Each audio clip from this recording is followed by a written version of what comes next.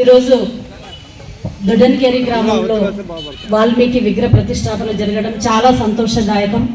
ఈ కార్యక్రమానికి ముఖ్య అతిథిగా వచ్చినటువంటి పార్టీలకు అతీతంగా కులమతాలకు అతీతంగా ప్రజలందరూ కూడా ఆదోని ప్రజలందరూ కూడా గెలిపించుకున్నటువంటి మన మనసున్న వ్యక్తి డాక్టర్ పార్సారథి గారికి ప్రత్యేకంగా నేను వందనాలు తెలియజేసుకుంటున్నాను. అదేవిధంగా ఈ వేదిక మీద అలంకరించిన ప్రతి ఒక్క వాల్మీకి కుల పెద్దలకు మరియు మాతో పాటు వచ్చినటువంటి మధుసుకున్నాను.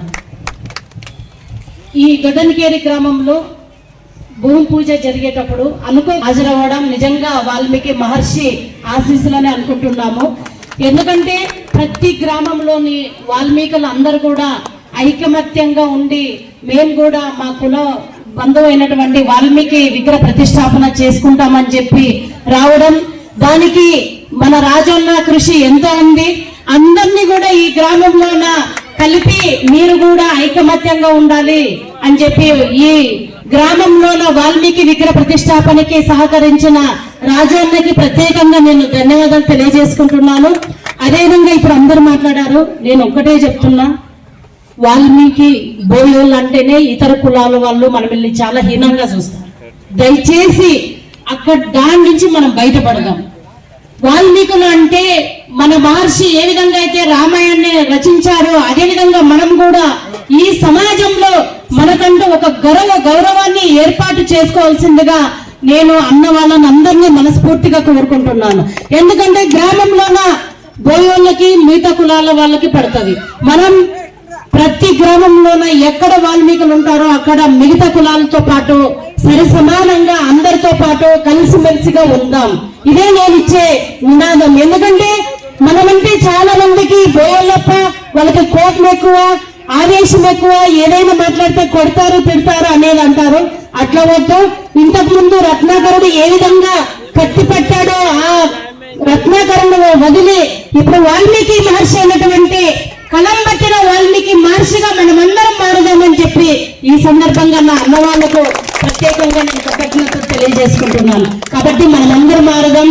ముఖ్యంగా మనం ఈ సమాజంలోన మనకు కులం పరంగా చూస్తే అన్ని రకాలుగా అన్యాయం జరిగింది.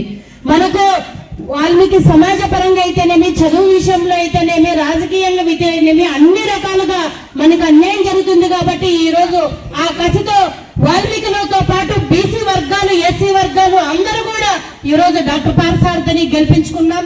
అదేవిధంగా రాష్ట్రంలో ఈ రోజు మనకి 4 ఎమ్మెల్యేలు ఉన్నారు. పార్టీలకు అతీతంగా మనం 4 ఎమ్మెల్యేలు ఉన్నారు, 3 ఎమ్మెల్సీలు ఉన్నారు, 1 ఎంపీ ఉన్నారు.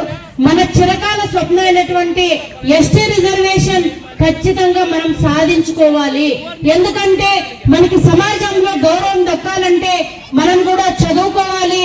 అదేవిధంగా చదువుతో పాటు మంచి ఉద్యోగాల్లో రాణించాలి.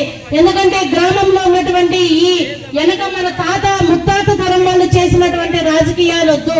మనం కూడా అన్ని కులాలతో పాటు కలిసి నడుద్దామనే ఒక నినాదంతో ముందుకెళ్ళాలి.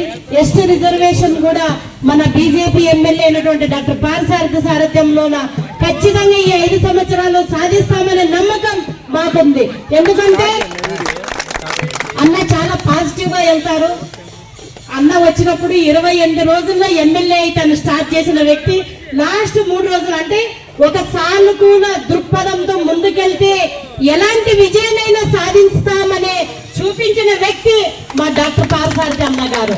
నిజంగా ఆయన ఆదర్శంగా తీసుకొని ఎస్టీ రిజర్వేషన్ కోసం పార్టీలకు అతీతంగా ఇక్కడ పార్టీలతో సంబంధం లేదు.